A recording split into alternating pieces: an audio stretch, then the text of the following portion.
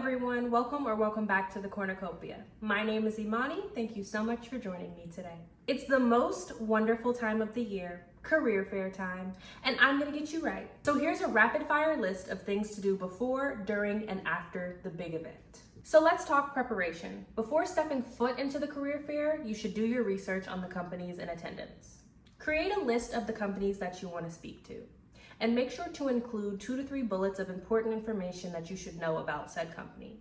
The key here is to be intentional.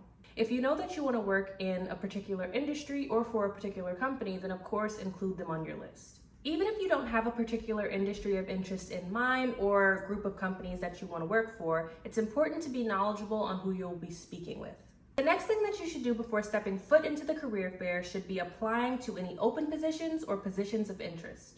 I guarantee you that as soon as you walk up and have a nice one-on-one conversation with them, at the end of it, they're gonna tell you to apply to X, Y, and Z. By having already applied, you can cut the process a little bit shorter and really start getting into next steps. The next thing you should do before the career fair is get your schedule together. Whether the format is in person or virtual, you need to know who you're speaking with at what time, schedule it around your classes, figure out if you're gonna be missing some of those classes, and all that. Make sure that your resume is up to date, beautiful, organized, and you can speak to it. And if you want extra brownie points and are going up to different companies that are in different industries, it might not be a bad idea to have multiple resumes. Make sure that your LinkedIn is also up to date if you're going to be sharing it with people or connecting with people after your conversations, which you should do. It also wouldn't be bad to have a headshot because when I send my follow-up emails, I also like to include that in there, but that's just me being extra. The next thing you should do is practice your elevator pitch 1,000 times over and practice the STAR method when answering interview questions. You should also attend any company-sponsored resume reviews, lobby days, networking events the night before, all that type of stuff. These events allow for you to really see what these companies are looking for. It gives you the chance to talk to recruiters for longer than 2 to 3 minutes, and it gives you an edge over your peers because recruiters will remember your face at the career fair. It'll be like seeing a friend. There are only a few more things that you need to do before the career fair. Get your social media together, whether that be privating it, deleting stuff, unliking tweets. Make sure that it is clean. Get your bag together with pen, paper, resumes, business cards if you have them so that you're ready to go. And get a clean, white, professional button-up shirt. Don't wear any super heavy fumes to the fair and make sure that your hair is out of the way so that you're not messing with it while you're talking to people. And last but not least, take a deep breath because you got this.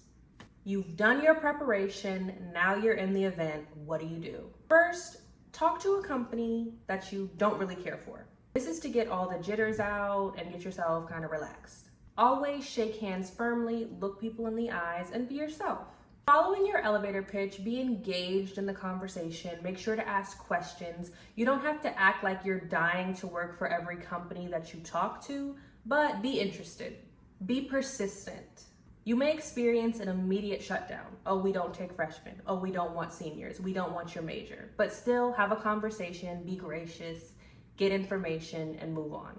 Next, pick up goodies, but don't overdo it. You don't want to be the person that's walking around with 12 bags full of other companies' merch while you're talking to other companies. And I promise, as a college student, you don't need the extra water bottle or shirt or pen. You're not even going to use those things. Please be dressed down to the ankles. Even if it's a virtual format, we can be real. Nobody's going to ask you to stand up. But what if there's a fire? What if something happens? What if a spider jumps on your foot and you stand up? Have some clothes on, look decent. You know the vibes. During the fair, always walk with a purpose. Don't walk with your head buried in your phone. You should assume that you are always being watched. And the last thing that you should do during your time at the fair when you are in front of these companies is get follow-up information. Get emails, get phone numbers, connect on LinkedIn. Ask them their timeline, when you should hear back about interviewing. Important information. Don't leave the conversation open-ended. You went with the goal in mind to get information about the job that you want to get. So don't leave without it. The career fair is over. What do you do after? First, congratulate yourself. You just did something major. Actions. If you haven't connected with everyone on LinkedIn that you've met, make sure you connect with them. Go the extra step and send a note when you connect with people. Next, do what the representatives and recruiters told you to do. whether that be apply to positions that you hadn't applied for yet, sign up for events to go to, reach out to someone, email this person, make sure you do whatever they asked you to do. Next, follow up, follow up, follow up. I cannot stress this enough. You need to send a follow-up email that night, in a week, and in 2 weeks. When sending your follow-up email, reintroduce yourself, include your name, classification, and major, tell them where you met at the career fair, that you had a great conversation about XYZ, and let them know what you're looking for. Make sure to attach your resume, a headshot if you have one so that they can remember your face, and just be on the lookout for their response. Most people are working the fair all day. They might be conducting interviews that night, going to dinners, and then traveling back to wherever they came from. So they might not get back to you immediately, but that's why I say do it that night and then a week later if you haven't heard from them, and then 2 weeks after. Don't schedule send these emails in case you do hear from them. Just make a list to remind yourself to do these things. And if you're really trying to land a job, you're going to be emailing people a lot. You're going to be running people down and chasing people and following up a lot. So be prepared for that. Because these recruiters are human. They have a lot of people to work through. You don't want to be the reason why you get overlooked or forgotten about or anything like that. And the last thing you should do after the career fair is assess the feedback that you were given and the experience that you had. There are always going to be opportunities for you to land a job, speak with recruiters, and do all of those things. So you want to make sure that you're always improving your professional skills, your communication skills, and applying that feedback. And also just becoming self-aware. Maybe you learned from the career fair that you get really anxious in rooms with a bunch of people.